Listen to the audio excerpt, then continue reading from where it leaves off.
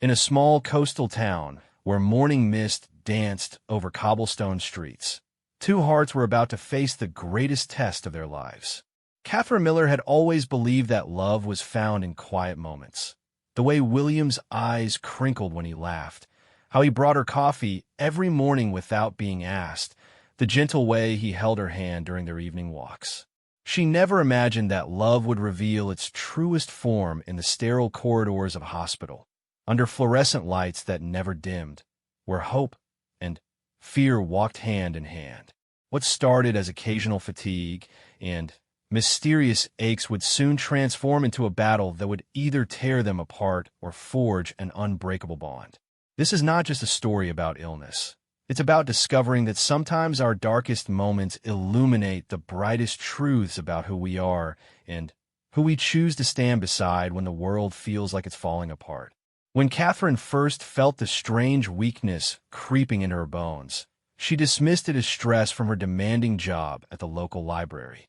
When William noticed her growing pale, despite her attempts to hide it with makeup, he worried, but respected her need for normalcy. Neither of them knew they were standing at the edge of a journey that would redefine everything they thought they knew about love, strength, and the precious fragility of life itself. The autumn leaves outside, the Millbrook Public Library painted the world in shades of amber and gold, but Catherine Miller could barely appreciate their beauty anymore. She sat behind the circulation desk, her fingers trembling slightly as she reached for another book to check in. The exhaustion that had been creeping up on her for weeks now felt like a heavy blanket she couldn't shake off, no matter how much sleep she managed to get. "Cat, you look pale again today," whispered Sarah, her colleague and closest friend at work. Sarah had been watching Catherine with growing concern for the past month, noticing how the vibrant woman who once organized reading clubs with boundless energy now seemed to fade a little more each day. Catherine forced a smile, the same practiced expression she'd been wearing like a mask. "I'm fine, just tired. You know how busy we've been with the fall reading program." She gestured toward the stack of returned books, but even that small movement felt like it required more effort than it should have. The truth was, Catherine had been feeling anything but fine. It started with what she assumed was just stress from work. The library had been understaffed since budget cuts earlier in the year, and she'd been pulling longer hours to cover for the positions they couldn't afford to fill. But as weeks turned into months, the fatigue deepened into something more troubling. Her joints ached in ways that reminded her uncomfortably of her grandmother's arthritis complaints, though Catherine was only 28 years old. Some mornings, she woke up feeling like she'd run a marathon in her sleep. The bell above the library entrance chimed softly, and Catherine's heart lifted despite her exhaustion. William Brooks stepped through the door, his carpenter's tool belt replaced by the simple jeans and flannel shirt he wore when he came to pick her up after work. His presence always brought a sense of calm to her day, like coming home after a long journey. William had been part of her life for 3 years now, ever since the day he'd come to the library to research restoration techniques for the old Victorian house he was renovating. She'd helped him find books on period-appropriate molding and window restoration, and somewhere between discussions of crown molding and original hardwood floors, they discovered a connection that surprised them both. He was practical where she was dreamy, steady where she was spontaneous, but somehow their differences created a harmony that made both their lives richer. "Ready to head home?" William asked, approaching the desk with that easy smile that always made her feel like everything might actually be okay. But as he got closer, she saw his expression shift slightly, the way it had been doing more frequently lately when he looked at her. It was subtle, but Catherine had learned to read the language of William's face over their years together. There was worry there, carefully contained, but unmistakably present. "Just need to finish checking these last few books," Catherine replied, reaching for another volume. But as her hand closed around the heavy hardcover, something strange happened. The book seemed to become impossibly heavy, and her fingers simply wouldn't grip it properly. She watched in bewilderment as it slipped from her grasp and fell to the floor with a loud thud that echoed through the quiet library. The sound drew the attention of several patrons, and Catherine felt heat rise in her cheeks. She'd always been graceful, coordinated, the kind of person who could carry a stack of 20 books without dropping a single one. Lately, though, her body seemed to be betraying her in small ways that left her feeling frustrated and confused. William was beside her in an instant, bending to retrieve the fallen book. As he straightened up, their eyes met, and Catherine saw her own fear reflected back at her. They'd both been trying to pretend that nothing was wrong, but pretending was becoming harder each day. Maybe we should call an early day, William suggested gently. Sarah, would you mind if Kat left a few minutes early? Sarah, who had witnessed the entire exchange, nodded immediately. Of course. Go home and rest, Kat. I'll finish up here. As they walked to William's truck, Catherine found herself leaning more heavily on his arm than usual. The October air was crisp and clean, carrying the scent of wood smoke from someone's fireplace. But even the short walk to the parking lot left her feeling breathless in a way that made no sense. William, she began, then stopped. She'd started this conversation a dozen times in her head, but the words never seemed to come out right. How do you tell someone you love that you're scared your own body is failing you? How do you admit that the strong, independent person they fell in love with might be disappearing bit by bit? I know, he said softly, helping her up into the passenger seat of his truck. I see it too. They drove home in comfortable silence, the kind that had developed between them over years of shared understanding. Their small house sat on Maple Street, a 1920s craftsman that William had been slowly and lovingly restoring since before they'd met. The front porch welcomed them with hanging baskets of late-season flowers that Catherine had planted in hopes that nurturing something beautiful might help her feel more like herself. Inside, William immediately moved to the kitchen, beginning the dinner routine they'd established over their time together. But tonight, Catherine found herself sinking into the living room couch instead of joining him to help prepare their meal. The simple act of sitting down brought such relief that she realized just how much energy she'd been spending simply trying to appear normal throughout the day. Cut! William's voice carried a note of concern as he peered around the corner from the kitchen. You usually help with dinner. I'm just resting for a minute, she replied. But they both knew it was more than that. Catherine had always been the kind of person who couldn't sit still, who would reorganize her sock drawer before settling down for the evening. This newfound exhaustion was as foreign to her nature as it was frightening.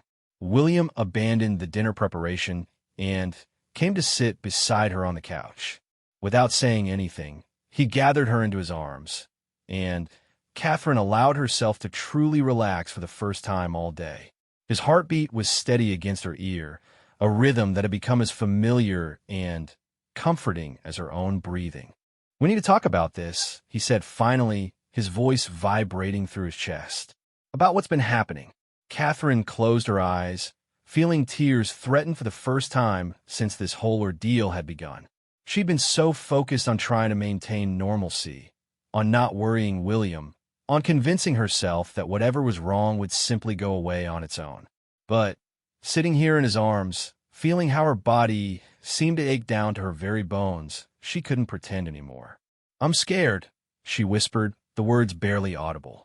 It was the first time she'd allowed herself to actually say it out loud, and once the admission was made, everything else came tumbling after it. I'm scared because I don't understand what's happening to me. I'm tired all the time, but not normal tired. My joints hurt like I'm 80 years old. Some days my hands shake for no reason. And today, dropping that book. William, I couldn't hold on to it. It was like my fingers just stopped working. William tightened his arms around her, and she could feel some of the tension leave his shoulders.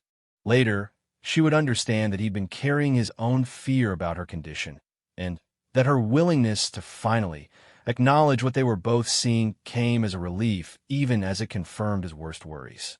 How long? He asked gently. How long have you been feeling like this? Catherine considered the question carefully. When had the exhaustion crossed the line from normal tiredness to something more concerning? When had the occasional aches become constant companions? Maybe 2 months, she said finally. At first, I thought it was just work stress. Then, I thought maybe I was coming down with something. But it's not getting better, William. If anything, it's getting worse.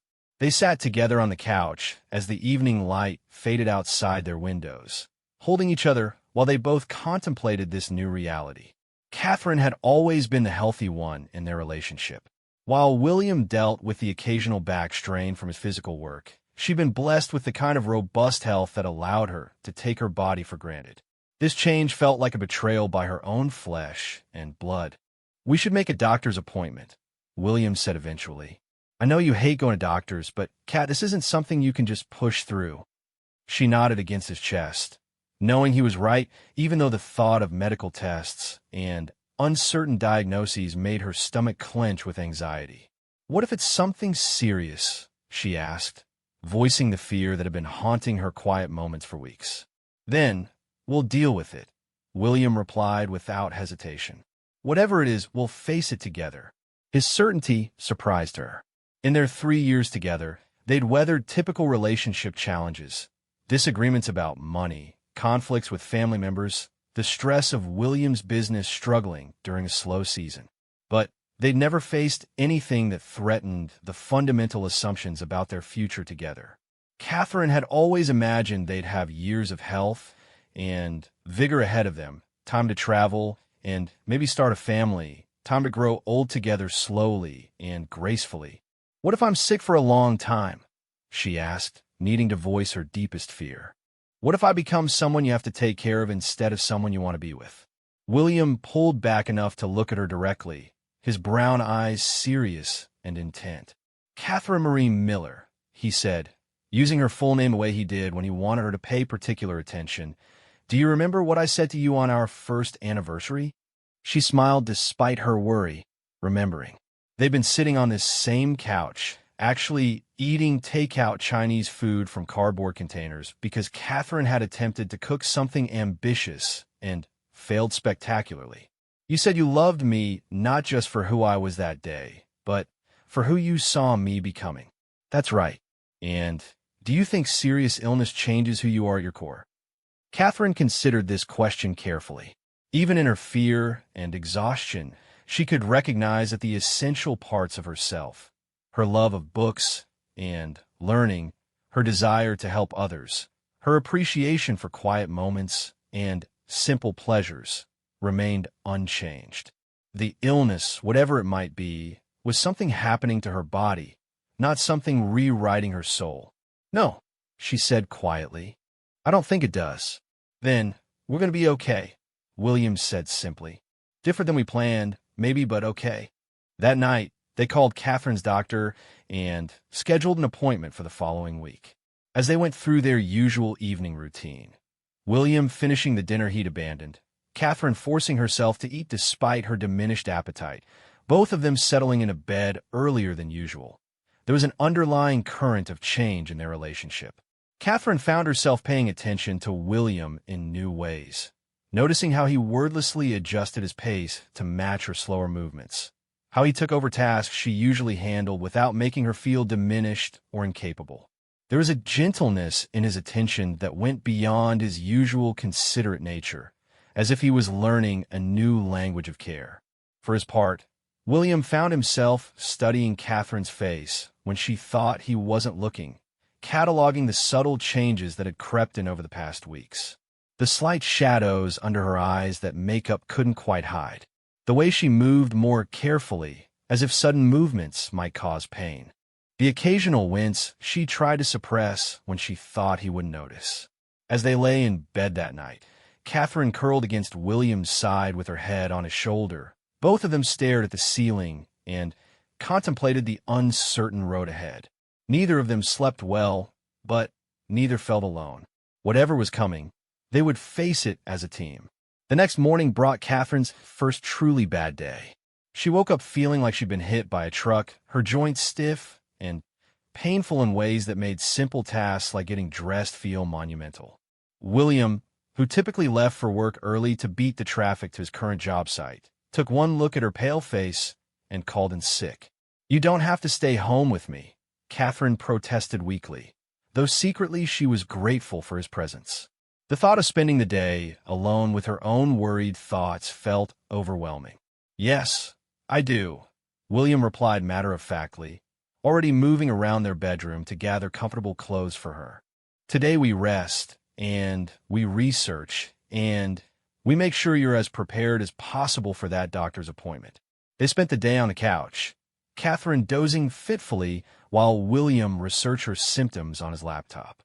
What he found wasn't particularly encouraging.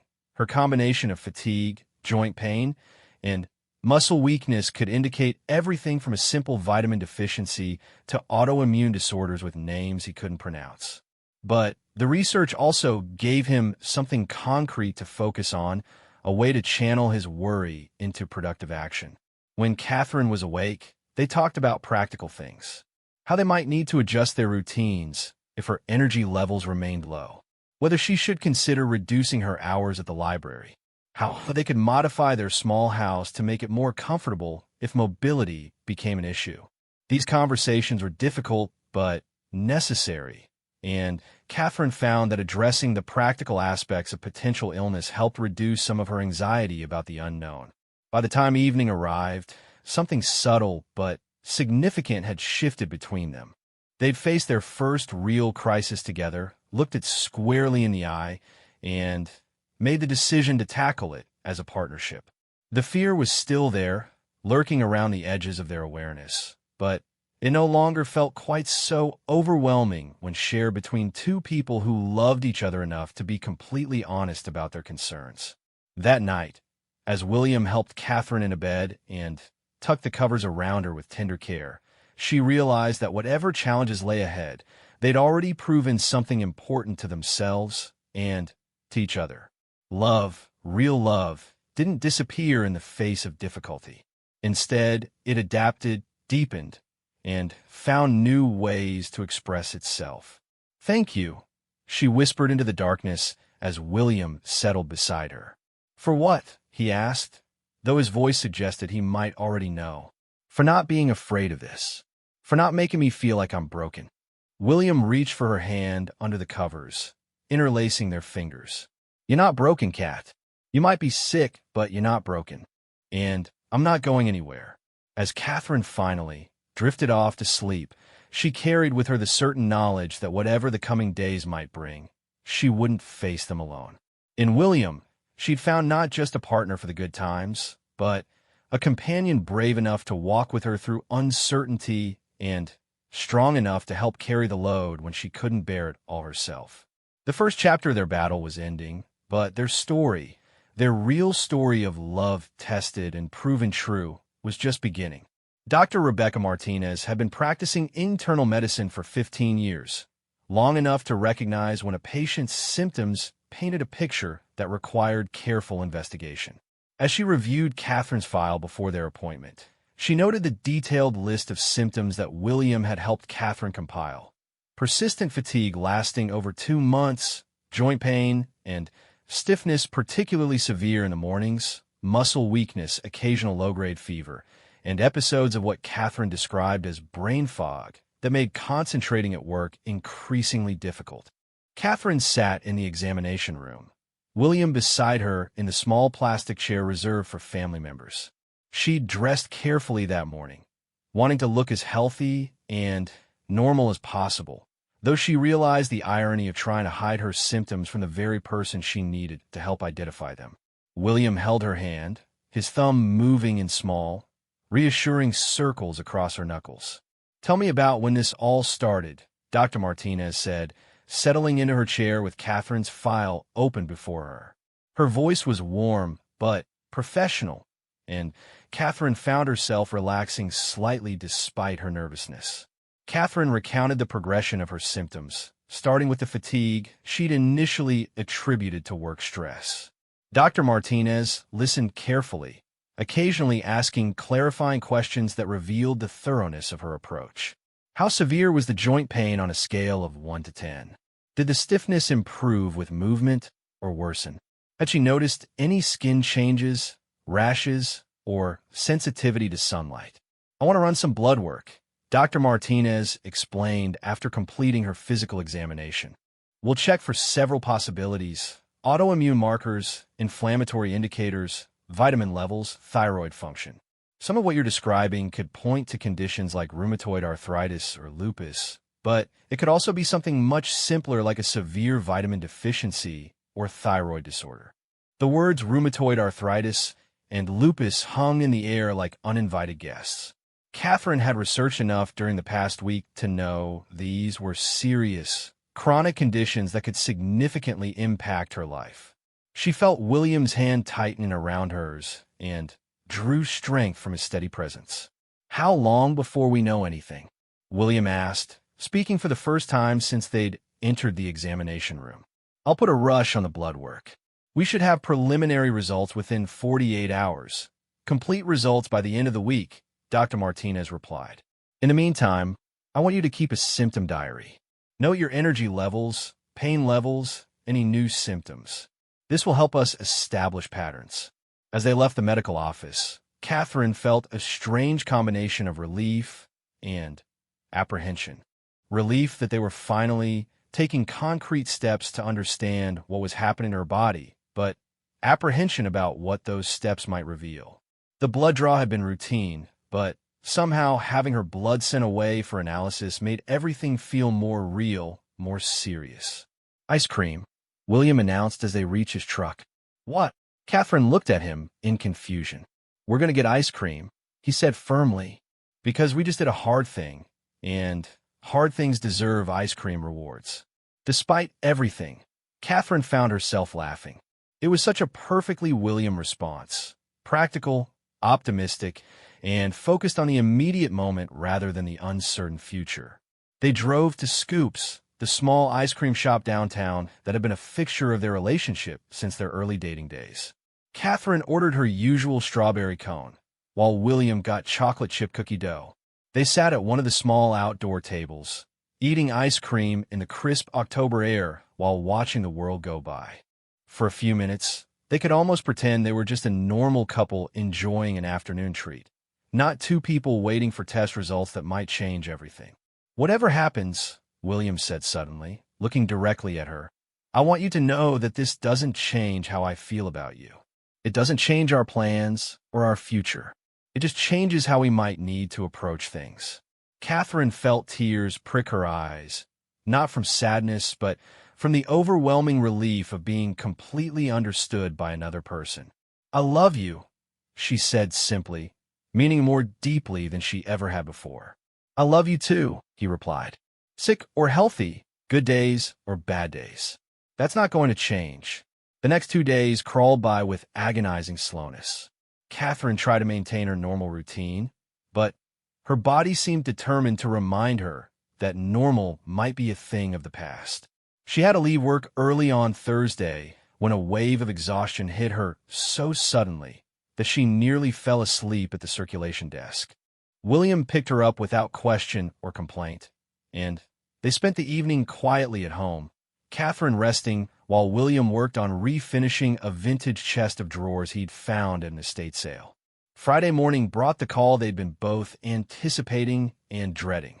Dr. Martinez wanted to see them that afternoon to discuss the test results.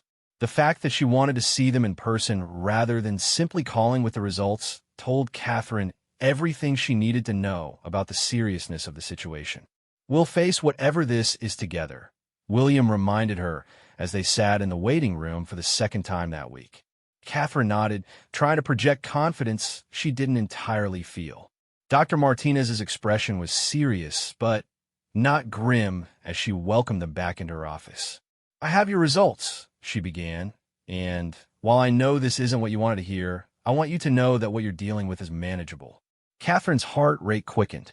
The word manageable implied something that needed to be managed, something chronic and ongoing. "Your blood work shows elevated inflammatory markers and positive results for several autoimmune indicators," Dr. Martinez continued. "Combined with your symptoms and physical examination, I believe you have rheumatoid arthritis." The words seemed to echo in the small examination room. Rheumatoid arthritis. Catherine had read enough about it to know it was an autoimmune condition where the body's immune system attacked its own joints, causing inflammation, pain, and potentially permanent damage if left untreated. It was chronic, meaning it would be a lifelong condition, but it was also treatable. What does that mean for her daily life? William asked, his voice steady despite the circumstances. With proper treatment, many people with RA live completely normal lives, Dr. Martinez explained. We have excellent medications now that can not only manage symptoms, but actually slow or stop the progression of joint damage. The key is starting treatment early, which we're doing. She went on to explain the treatment plan. A disease-modifying antibiotic drug to slow the progression of the condition, anti-inflammatory medications for pain management, and lifestyle modifications including gentle exercise and stress reduction. There would be regular monitoring with blood tests to ensure the medications were working without causing side effects. I know this feels overwhelming right now, Dr. Martinez said gently, but I want you to know that this diagnosis doesn't have to define your life. You'll need to make some adjustments, but with proper management, there's no reason you can't continue doing everything you love to do. As they left the doctor's office for the second time that week, Catherine felt strangely calm. Having a name for what was wrong with her, knowing there was a treatment plan, somehow made the uncertainty more bearable. The fear of the unknown had been replaced with the challenge of the known, and challenges could be faced and overcome. "How are you feeling?" William asked as they sat in his truck in the parking lot. Catherine took a moment to genuinely consider the question. "Scared," she admitted, but also relieved. "Does that make sense?" "Perfect sense," William replied. "Now we know what we're fighting." That evening, they researched rheumatoid arthritis together, reading about treatment options, lifestyle modifications, and long-term outlook. The information was sobering, but not devastating. With early treatment, many people with RA maintained active, fulfilling lives. There would be challenges, flares of symptoms, medication adjustments, the need for ongoing medical care, but there was also hope. William proved himself to be a natural researcher, finding support groups, recipe modifications for anti-inflammatory diets, and gentle exercise programs designed specifically for people with arthritis. His practical approach to problem-solving extended seamlessly to this new challenge, and Catherine found his methodical optimism both comforting and inspiring. "We're going to need to modify the bathroom," William said thoughtfully as he read about making homes more arthritis-friendly. "Grab bars in the shower, maybe a shower seat for bad days. And we should think about replacing those round door knobs with lever handles." Catherine looked at him in amazement. While she was still processing the emotional weight of a chronic diagnosis, William was already 3 steps ahead, thinking about practical adaptations that would make her life easier. It wasn't that he was minimizing the seriousness of the situation. She could see the concern in his eyes, the way his jaw tightened when he read about potential complications. But his love language had always been action, problem-solving, making things better with his hands, and his planning. "You don't have to rebuild our entire house for me," Catherine said softly. "I'm not rebuilding it for you," William replied matter-of-factly.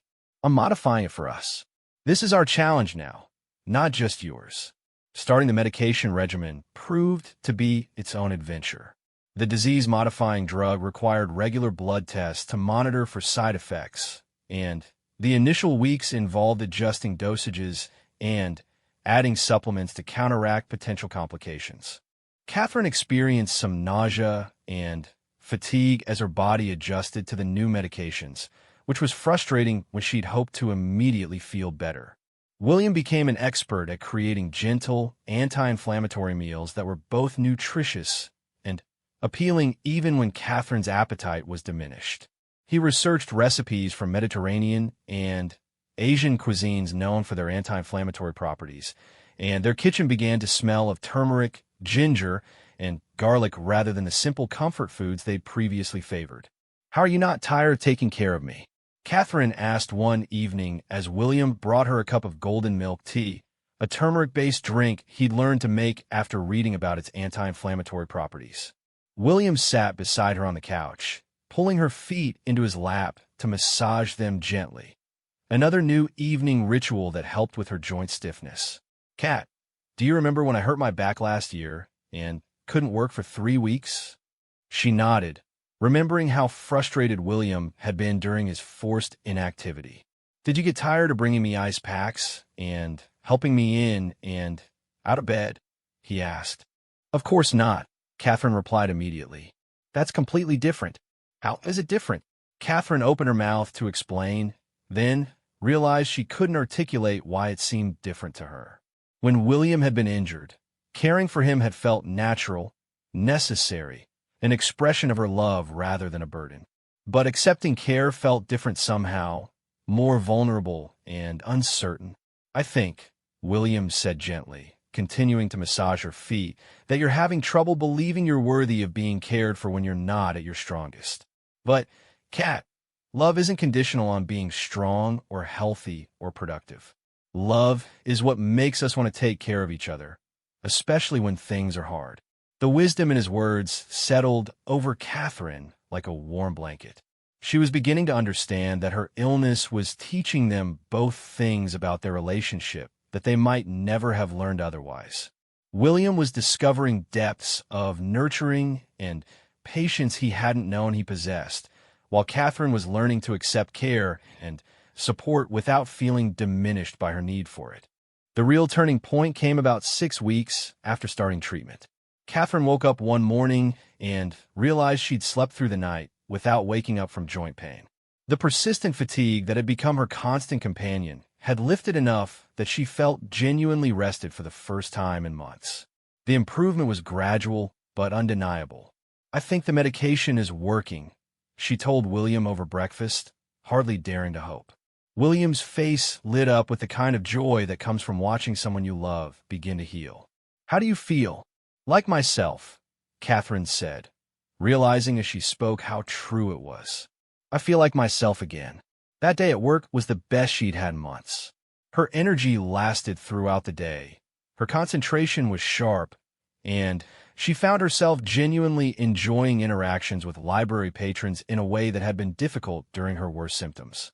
Sarah noticed the difference immediately. You look like you again, Sarah observed during their lunch break. The medication is helping? It really is, Catherine confirmed. I'm starting to believe Dr. Martinez, when she said this, was manageable. As weeks turned into months, Catherine and William settled into their new normal. There were still challenging days, times when her symptoms flared despite medication, moments when the weight of managing a chronic condition felt overwhelming. But there were also good days, weeks when Catherine felt so normal she almost forgot she had rheumatoid arthritis at all. William continued his home modifications, not because they were desperately needed, but because he enjoyed the projects and wanted their home to be as comfortable as possible for both of them. He installed grab bars in the shower, replaced doorknobs with lever handles, and built a small bench by the front door where Catherine could sit to put on shoes on mornings when bending was difficult. Their relationship deepened in ways Catherine hadn't expected. The crisis had stripped away any pretense between them, revealing the bedrock of their commitment to each other. They'd learned to communicate about difficult topics, to ask for help when needed, and to celebrate small victories like a day without pain or a successful medication adjustment. Catherine also discovered inner resources she hadn't known she possessed. Managing a chronic condition required a kind of daily courage. The courage to take medications with potential side effects, to modify activities without giving up on them entirely, to plan for the future while accepting uncertainty. She found herself becoming more intentional about how she spent her energy, more appreciative of good days, more accepting of limitations without seeing them as failures. One evening, as they sat on their back porch watching the sunset, Catherine reflected on the journey they'd traveled together over the past several months. Do you think we would have learned all this about each other if I hadn't gotten sick? She asked William. William considered the question seriously. Maybe eventually, he said, but probably not this quickly or this completely. Crisis has a way of cutting through all the surface stuff and showing you what really matters. And what really matters? Catherine prompted, though she thought she already knew his answer. Us, William said simply. Taking care of each other. Being honest about hard things. Not taking good days for granted. As the stars began to appear in the darkening sky, Catherine felt a deep sense of gratitude for the man beside her and for the journey they'd shared. Her illness had been frightening and challenging, but it had also revealed the true strength of their bond and taught them both what it meant to love someone through difficulty. She was learning that heroism wasn't about fighting illness alone or maintaining a brave face in the midst of suffering.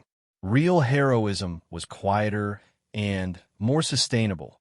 It was the daily choice to care for yourself and allow others to care for you, to adapt without giving up, to find hope in small improvements and strength in shared burdens.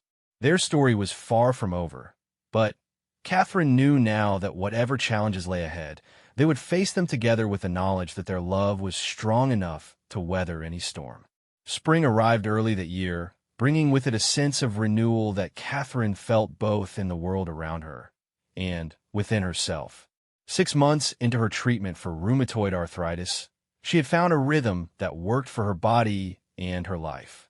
The medications had stabilized her symptoms to the point where most days felt remarkably normal, though she'd learned to listen carefully to her body's signals and respect its needs. William stood in their kitchen making coffee, a ritual that had evolved since Catherine's diagnosis.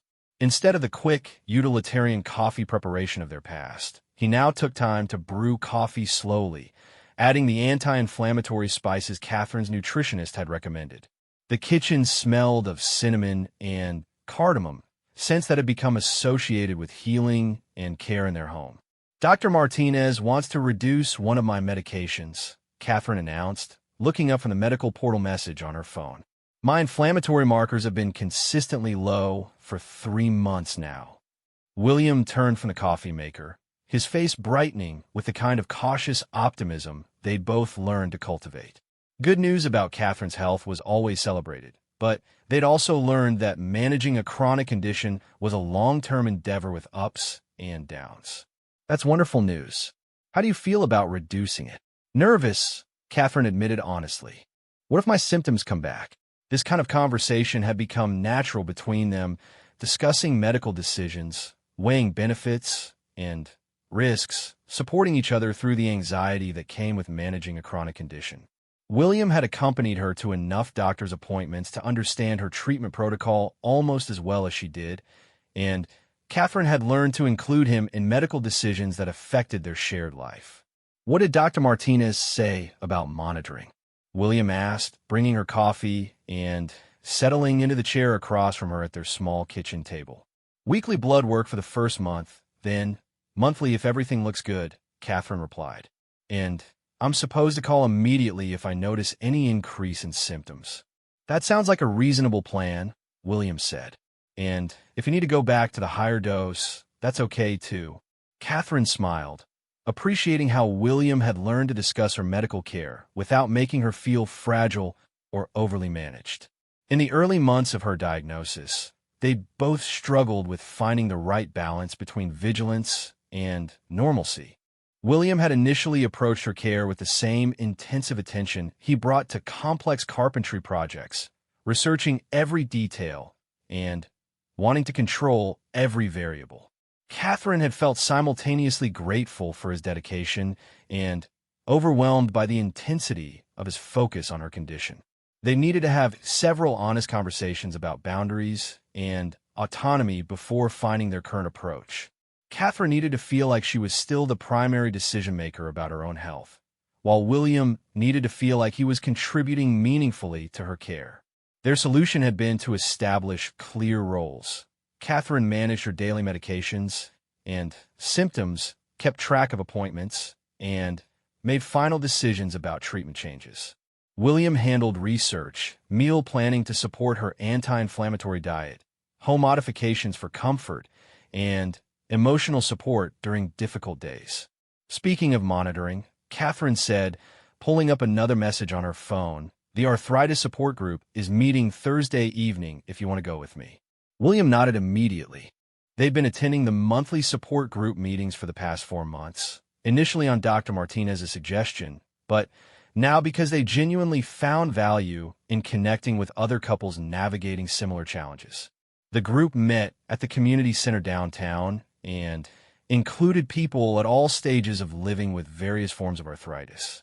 The support group had been a revelation for both of them. Catherine had initially been reluctant to attend, worried that focusing on her illness with strangers would make her feel more sick rather than more supported. But hearing other people's stories had helped normalize her experience and provided practical strategies for managing both the physical and emotional aspects of chronic illness. William had found particular value in talking with other partners and spouses. He discovered that his feelings of helplessness and anxiety were completely normal, and he learned concrete ways to provide support without overwhelming Catherine with his concern. Tom, whose wife had been living with lupus for 15 years, had become an informal mentor, helping William understand that love in the context of chronic illness looked different, but could be even stronger than love in purely healthy times. Linda mentioned she wants to share some new recipes that she's been trying, Catherine added. Linda was a retired chef whose rheumatoid arthritis had forced her to adapt her cooking style, and she'd become the group's unofficial nutritional expert. Perfect timing, William replied. I've been wanting to expand beyond the same 5 anti-inflammatory meals I've been rotating. Their shared focus on nutrition had become one of the unexpected positive changes in their relationship. Prior to Catherine's diagnosis, they'd both been casual about meals, often eating whatever was convenient rather than planning intentionally. Now their kitchen was stocked with fresh vegetables, lean proteins, whole grains, and the various spices and supplements that supported Catherine's treatment plan. William had discovered he actually enjoyed cooking when he approached it as a form of care rather than a chore. He'd learned to prepare meals that were both delicious and supportive of Catherine's health, and their dinner conversations had evolved to include discussions of how different foods made Catherine feel, what combinations gave her the most energy, and which meals seemed to help with inflammation. The changes in their relationship extended far beyond medical management and meal planning. Catherine had noticed that William seemed more attentive to emotional nuances, more willing to sit with difficult feelings rather than immediately jumping to problem-solving mode. Her illness had taught him patience in new ways, and that patience had made him a more thoughtful partner in all aspects of their relationship. I've been thinking about something, Catherine said as they finished their coffee. About us, about the future. William's expression became carefully neutral, the way it did when Catherine initiated serious conversations. They'd both learned to approach big topics slowly and thoughtfully rather than making assumptions about each other's feelings. What about the future? He asked gently. Catherine took a deep breath, preparing to voice something she'd been considering for weeks. I want us to travel.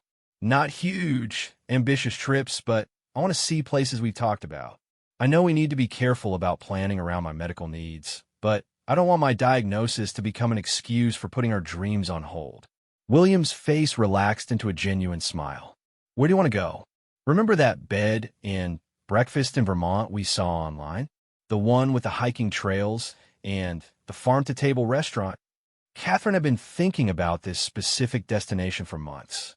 It represented a balance between adventure and comfort, new experiences within a manageable framework. I remember, Williams said, you think you'd be up for the hiking trails.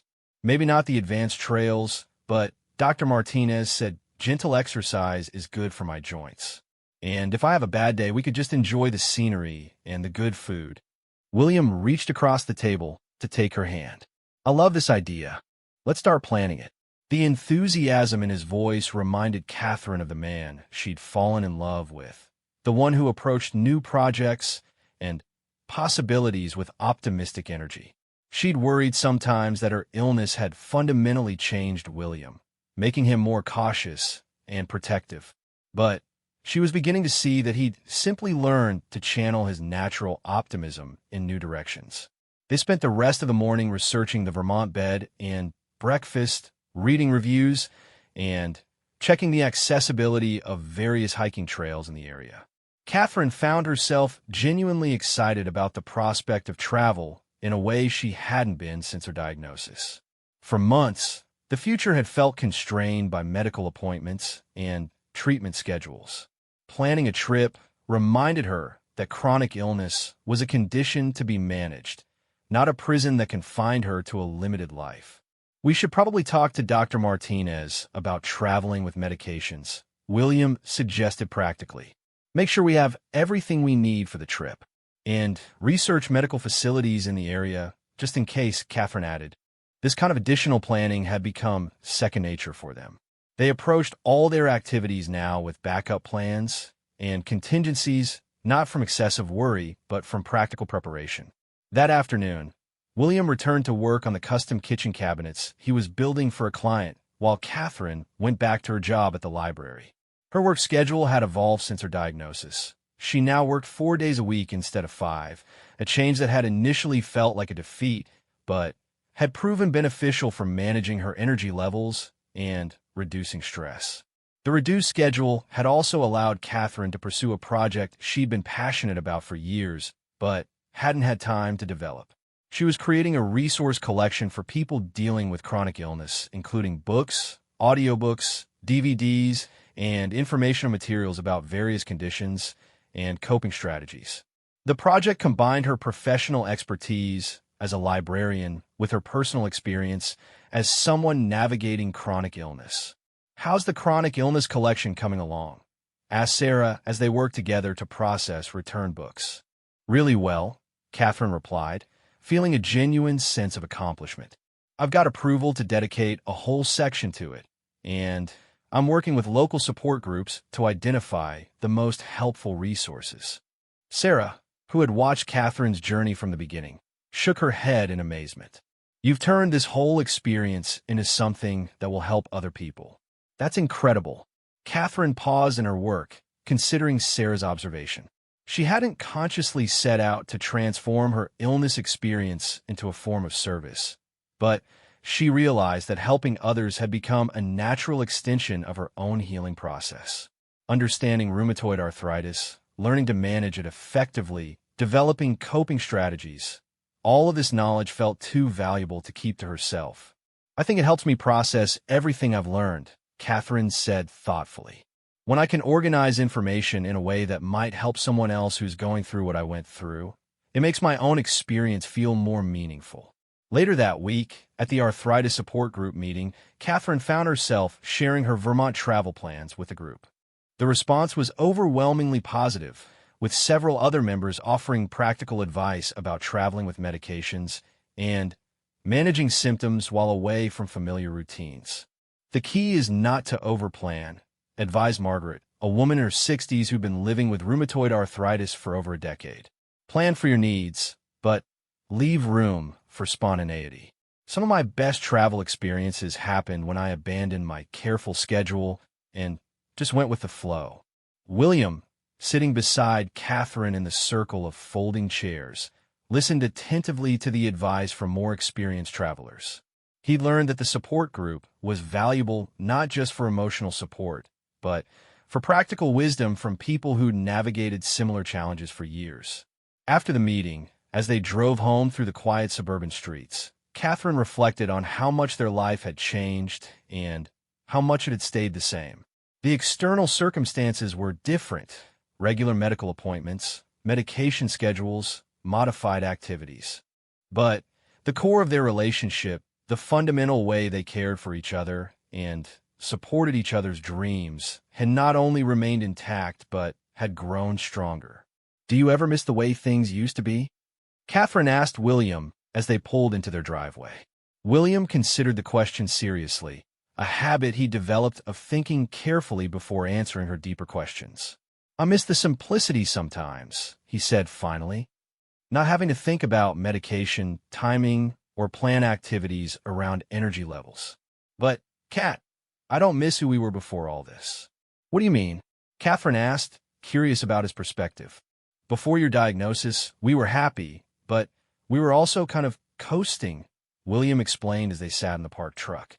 "We loved each other, but we hadn't really tested that love. We made plans, but we didn't really appreciate how precious good health is. We cared for each other, but we hadn't learned how to care for each other through something really difficult." Catherine nodded, understanding exactly what he meant. Their relationship before her illness had been comfortable and loving, but it had also been somewhat theoretical.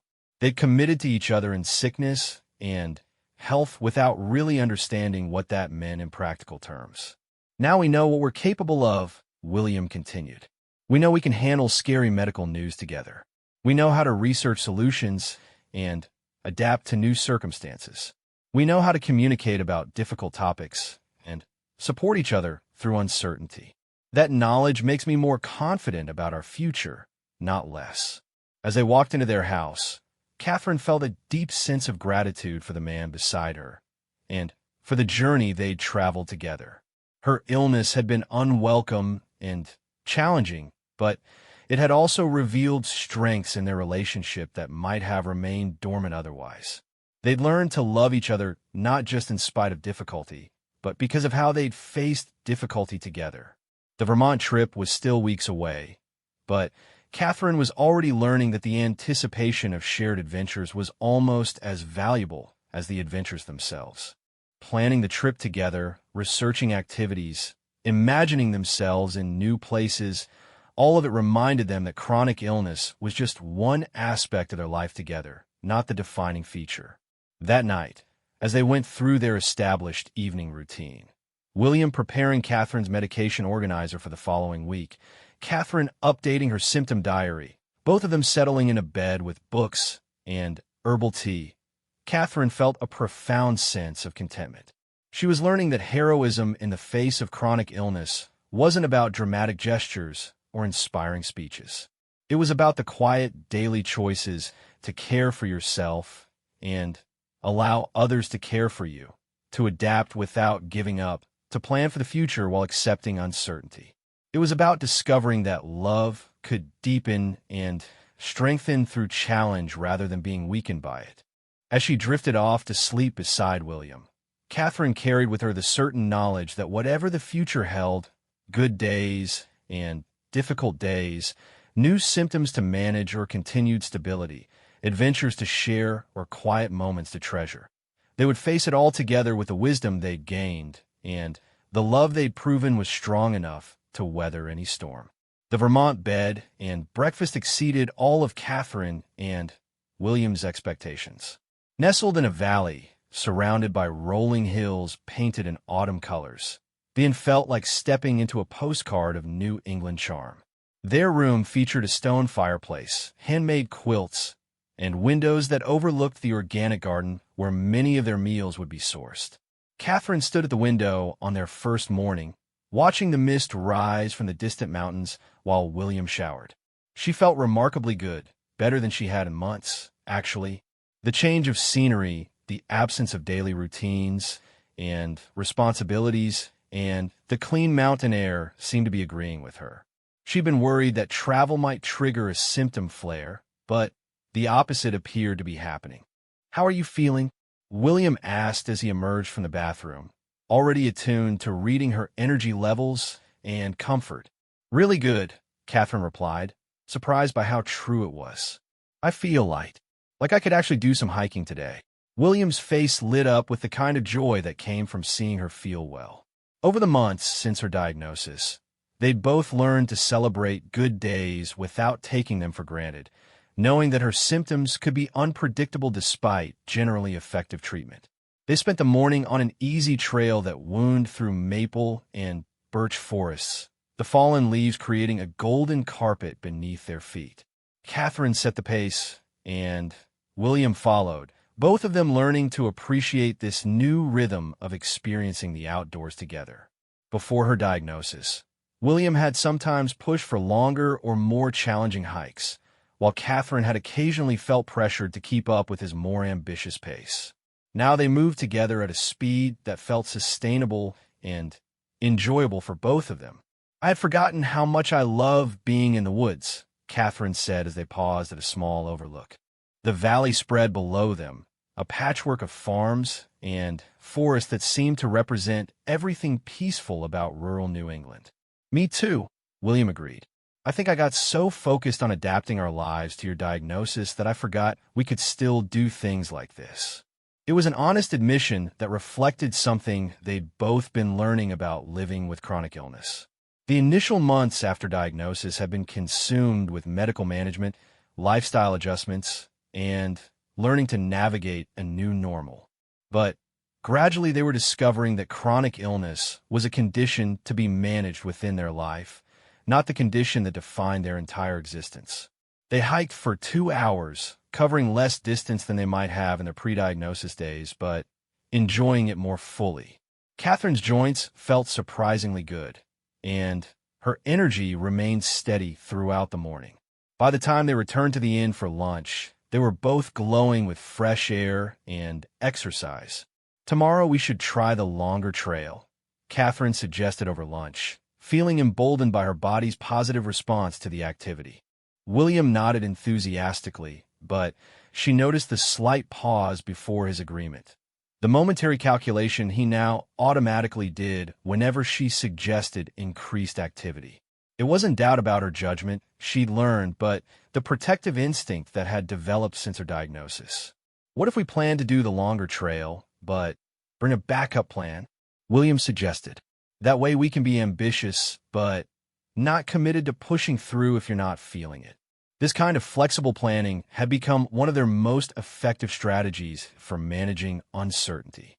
They made plans that could be adjusted based on Catherine's energy and symptom levels, rather than rigid schedules that would feel like failures if they needed to be modified. That afternoon, they explored the small town near the inn, browsing antique shops and local artisan galleries. Catherine found herself drawn to a pottery studio where the artist created beautiful, functional pieces inspired by the Vermont landscape. She was admiring a set of mugs glazed in colors that reminded her of the autumn leaves when the potter approached. "Those are from my adaptation series," the artist explained. "I created them after I was diagnosed with rheumatoid arthritis and had to modify my throwing technique." Catherine looked up in surprise. The woman was probably in her early 50s, with strong hands that showed no obvious signs of joint deformity or limitation. "You have RA too?" "For about 10 years now," the potter replied. "It changed how I work, but not whether I work. I use adaptive tools now, take breaks more frequently, and I've learned to listen to my hands in ways I didn't before. In some ways, it's made me a better artist." Catherine found herself in an impromptu conversation about living and working with rheumatoid arthritis, while William browsed nearby, listening with interest but giving her space to connect with someone who truly understood her experience. The potter, whose name was Elena, shared practical strategies for managing hand and wrist pain during detailed work, but also spoke about the emotional journey of accepting limitations while refusing to give up on passions. "The key," Elena said, "is learning to work with your body instead of fighting against it. Some days I can throw pottery for hours. Other days I focus on glazing or design work. But I never stop making art entirely." Catherine purchased 2 mugs from the adaptation series, partly because she loved their beauty, but mostly because they would serve as daily reminders that living with chronic illness could still include creativity, passion, and meaningful work. That evening, over dinner at the inn's farm-to-table restaurant, Catherine and William reflected on their first full day of travel since her diagnosis. "I was so worried about how I'd feel being away from home, away from my regular routine," Catherine admitted. "But I actually feel better here than I have in weeks." "Maybe the lack of stress is helping," William suggested. "No work pressures, no household responsibilities, no medical appointments to schedule." Catherine nodded, considering this insight. She'd been so focused on the potential challenges of travel, medication management, finding appropriate food options, dealing with symptoms away from familiar surroundings, that she hadn't considered the potential benefits of stepping away from daily stressors. "I think I needed to prove to myself that I could still do this," she said thoughtfully. "That having RA doesn't mean I have to live a smaller life." "Your life isn't smaller," William said firmly. "It's different, and it requires more planning, but it's not smaller." As they walked back to their room after dinner, Catherine reflected on how William's perspective on her condition had evolved. In the early months after her diagnosis, He'd been protective in ways that sometimes felt limiting, wanting to shield her from any potential triggers or challenges. But he'd learned, with her guidance and through their conversations, to support her autonomy while still offering care and concern. The second day of their trip brought the longer hiking trail they discussed. Catherine woke feeling good, with minimal morning stiffness and energy that felt sustainable for increased activity. The trail was more challenging, involving steeper elevation gains and rockier terrain, but Catherine paced herself carefully and found she could handle the demands. Halfway through the hike, they stopped for lunch at a scenic overlook where other hikers had gathered to enjoy the views and rest. Catherine was pleased to realize that she didn't feel noticeably different from the other hikers her age. She wasn't moving slower or struggling more than would be expected for someone in reasonable physical condition tackling a moderately challenging trail. "You're glowing," William observed as they unpacked their sandwiches. Catherine laughed. "I feel strong today. Really strong." It was a revelation that took her by surprise. For months, she defined feeling good primarily as the absence of symptoms. No joint pain, no excessive fatigue, no brain fog. But today she was experiencing something beyond the mere absence of illness. She felt actively healthy and capable. "I think," she said slowly, working out her thoughts as she spoke, "I've been thinking about health as just not being sick. But this feels different. This feels like actually being well." William understood immediately what she meant. There was a difference between managing symptoms effectively and feeling genuinely robust and energetic. Catherine was experiencing the latter for the first time since before her symptoms had begun over a year ago. They completed the full hiking trail, covering more distance and elevation than Catherine had attempted since her diagnosis.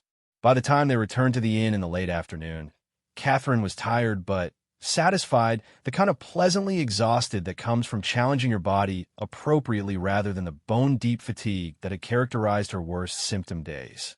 That evening, as they soaked in the inn's outdoor hot tub under a canopy of stars, Catherine felt a profound sense of gratitude and possibility. The warm water eased any residual soreness from their hiking, and the peaceful setting created space for the kind of deep conversation that had become more common since her diagnosis. "I want to ask you something," Catherine said, turning to face William in the softly lit water. "And I want you to be completely honest." William's expression became attentive. They'd learned to signal when conversations were moving into serious territory, and they'd both developed the habit of giving each other complete attention during these moments. "Do you think my diagnosis changed how you see me?" Catherine asked. "Not just practically, but fundamentally?" William was quiet for a long moment, clearly considering his response carefully. "Yes," he said finally, "but not in the way you might think." Catherine waited, giving him space to explain. "Before you got sick, I loved you, but I think I took your strength for granted," William continued. "You were this capable, healthy, energetic person, and I love that about you, but I didn't really appreciate how remarkable those qualities were. Now I see your strength differently.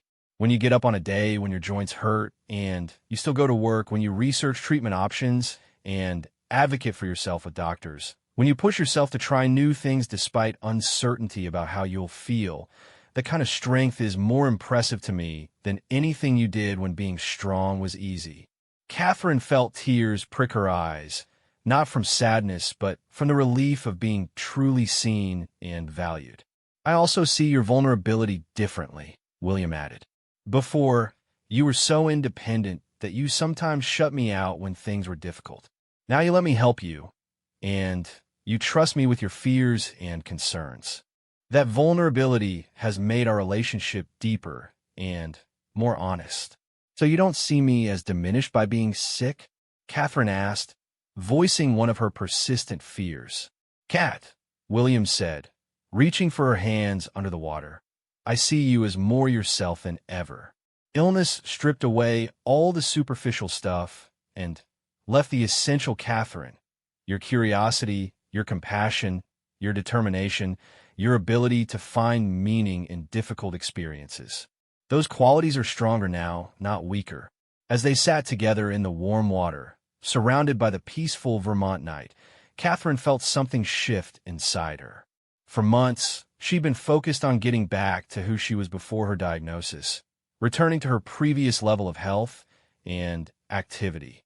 But she was beginning to understand that the goal wasn't to return to her previous self, but to become a more complete version of herself, someone who had integrated the challenges and growth that came with chronic illness. The final day of their trip was spent quietly, exploring the inn's gardens, reading on the screen porch, and enjoying the kind of unhurried time together that had become precious since Catherine's diagnosis had taught them both how quickly circumstances could change. As they packed to leave, Catherine realized she felt sad to return to their regular life. Not because she dreaded going back to managing her condition, but because she'd loved this concentrated time of feeling well and adventurous together. "We should plan another trip," she said to William as they loaded their luggage into the truck. "Where do you want to go next?" William asked, his enthusiasm immediate and genuine. "Somewhere warm," Catherine replied. "Maybe the coast of North Carolina. I want to feel ocean breezes and eat fresh seafood." William grinned. "I love that you're already planning the next adventure." The drive home gave them time to process their experience and think about how to integrate what they'd learned into their daily life. Catherine felt more confident about her ability to travel and be active, while William had gained a deeper understanding of how to support her adventures rather than limit them. "I think," Catherine said as they crossed the state line back into their home state, "this trip proves something important to both of us." "What's that?" William asked. "That having a chronic illness doesn't mean having a smaller life. It means having a more intentional life." As they pulled into their driveway that evening, Catherine looked at their small house with fresh appreciation. It was the place where they'd faced her diagnosis together, learned to manage her treatment, and grown closer through challenge. But it was also the launching point for adventures, the home base from which they could explore the world together with the knowledge that they could handle whatever came their way. That night, as they unpacked and settled back into their familiar routines, Catherine reflected on how much they'd both grown over the past year. William had learned to love more deeply and support more thoughtfully, while she'd learned to accept care and find strength in vulnerability. Together, they'd discovered that love tested by difficulty could emerge stronger and more authentic than love that had never been truly challenged. Their Vermont trip had been more than just a vacation. It had been a celebration of how far they'd come and a preview of the adventures still possible for them. Catherine went to sleep that night, not just grateful for her improving health, but grateful for the journey that had taught them both what it meant to love each other completely, in sickness and in health, through fear and hope, in limitation and in freedom. 2 years after Catherine's diagnosis, their life had settled into a rhythm that felt both sustainable and fulfilling. The morning light streamed through the kitchen windows as Catherine prepared her medications while William made breakfast, their synchronized dance of mutual care having become as natural as breathing. The medication routine that had once felt overwhelming now took only a few minutes, and Catherine's symptoms had remained well controlled for over a year. The kitchen table held evidence of their evolved life together. Catherine's symptom journal, which she still maintained but now consulted more out of habit than necessity. William's notebook, where he tracked recipes and their effects on Catherine's energy levels, and a small stack of thank you cards from people who had used the chronic illness resource collection Catherine had developed at the library. "Dr. Martinez wants to see us next week," Catherine said, looking up from her phone where she'd been reviewing her latest blood test results. "My numbers look great, but she wants to discuss reducing my medication again." William looked up from the stove where he was preparing their breakfast, scrambled eggs with turmeric and fresh vegetables from the garden he'd planted specifically to support Catherine's anti-inflammatory diet. His face showed the same cautious optimism they'd both learned to cultivate around medical news. "How do you feel about that?" he asked, a question that had become his standard response to medical updates. He'd learned that Catherine needed space to process information and form her own opinions before he offered his thoughts or concerns. Hopeful, but nervous, Catherine replied honestly.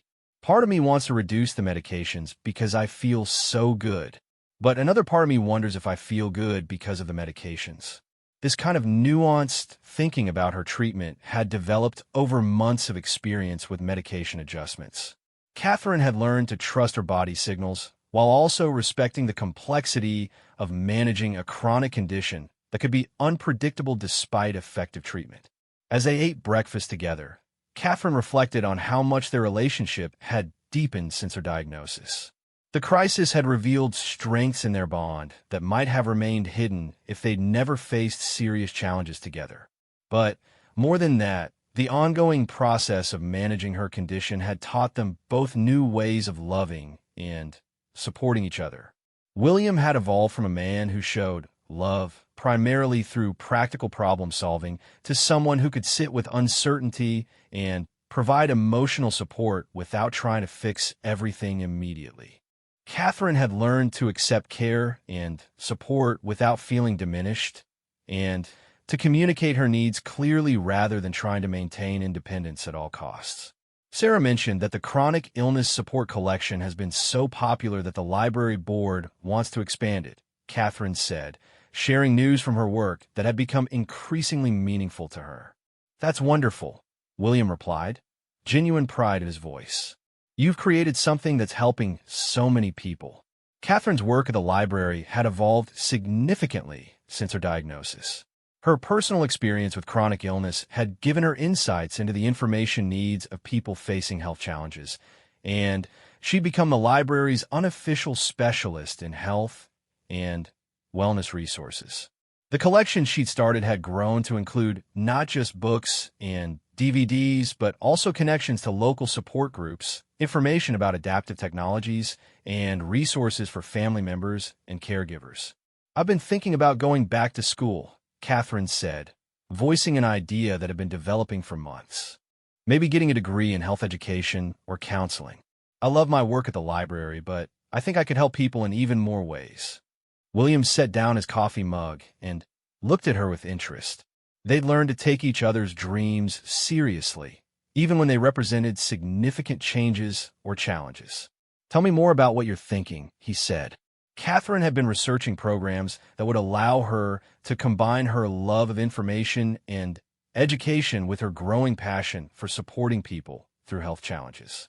There's a program at the State University that focuses on patient education and advocacy. I could do most of it online or in the evenings so I could keep working. What draws you to it? William asked, though he suspected he already knew the answer. I want to help people navigate what I navigated, Catherine explained. The confusion after diagnosis, the overwhelming amount of information, the challenge of advocating for yourself with medical professionals. I think my experience with RA, combined with formal training, could really make a difference for other people. William nodded thoughtfully. Catherine's desire to transform her personal challenges into a way of helping others had been developing gradually since her diagnosis, but this was the first time she'd articulated such a specific vision for how that might look professionally. What would that mean for us? He asked, not from concern, but from genuine curiosity about how this new direction might affect their shared life. Busier evenings sometimes, maybe weekend classes occasionally, Catherine replied.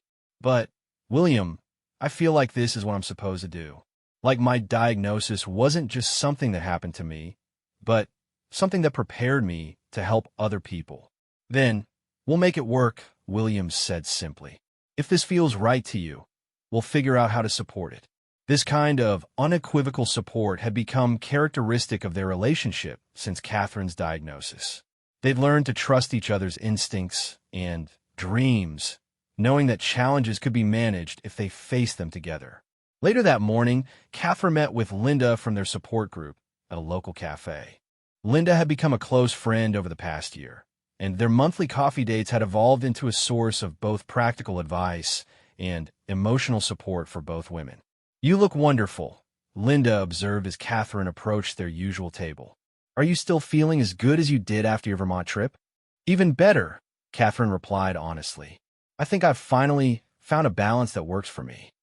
Linda, who had been living with rheumatoid arthritis for over 5 years, smiled with the satisfaction of someone who remembered her own journey towards stability and confidence. "It's funny how that happens," Linda said. "For the first couple of years, I felt like I was constantly adjusting and readjusting, trying to find the right combination of medication and lifestyle changes. Then, suddenly, one day I realized I felt normal again. Not the same normal as before, but a new normal that actually felt better in some ways." Catherine nodded, understanding exactly what Linda meant. The new normal included awareness of her body that she'd never had before, appreciation for good health that she'd previously taken for granted, and a sense of strength that came from having faced and overcome serious challenges. "William and I have been talking about trying to have a baby," Catherine said, sharing news she'd been hesitant to voice even to close friends. Linda's face lit up. "That's wonderful. How are you feeling about managing pregnancy with RA?" "Nervous but excited," Catherine admitted. "Dr. Martinez says my disease activity is low enough that pregnancy should be safe, and there are medications I can take that are compatible with pregnancy. We've been doing a lot of research." The decision to consider pregnancy had not been made lightly. Catherine and William had spent months discussing with Dr. Martinez how rheumatoid arthritis might affect pregnancy and how pregnancy might affect her RA. They'd learned that many women with well-controlled RA had successful pregnancies and that some even experienced improvement in their symptoms during pregnancy. "The timing feels right," Catherine continued. "My symptoms are well managed, William, and I have learned how to navigate health challenges together, and I feel like I'm in the strongest place I've been since my diagnosis. Have you thought about how you'll manage if symptoms change during pregnancy?" Linda asked, drawing on her own experience supporting friends through various health challenges. "We're preparing for different scenarios," Catherine replied. "Dr. Martinez will monitor me closely, and William and I have talked about adapting our routines if needed. We gotten pretty good at rolling with changes." That afternoon, Catherine and William met with Dr. Martinez to discuss both the medication adjustment and their plans to try to conceive. Dr. Martinez had become more than just Catherine's rheumatologist over the past 2 years. She'd become a trusted advisor who understood both the medical and personal dimensions of living with chronic illness.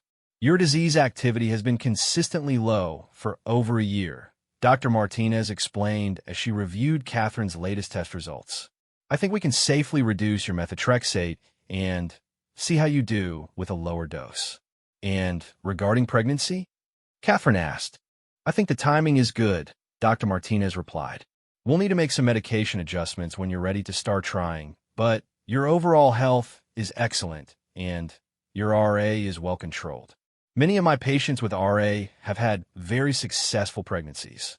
As they left the medical office, Catherine felt a profound sense of gratitude for how far they'd traveled from the frightened couple who had first heard the words rheumatoid arthritis 2 years earlier.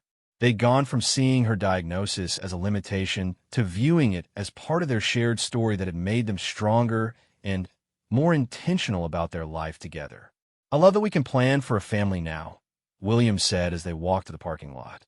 2 years ago, I wasn't sure what our future would look like. "And now?" Catherine asked. "Now I know we can handle whatever comes," William replied. "We've proven it to ourselves." That evening, they worked together in their garden, harvesting late-season vegetables and preparing the beds for winter.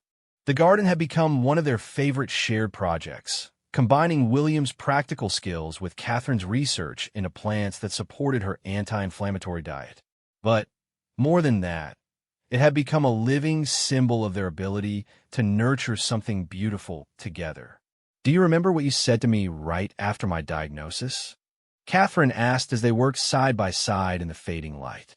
"About loving me for who I was becoming, not just who I was." William looked up from the tomato plants he was pruning. "I remember. I think I understand now what you meant," Catherine continued. "I wasn't becoming someone different because I got sick. I was becoming more myself, more honest about my needs, more appreciative of good days, more willing to ask for help, more focused on what really matters." William set down his pruning shears and moved to where Catherine was kneeling among the herb plants. He knelt beside her, taking her dirt-stained hands in his.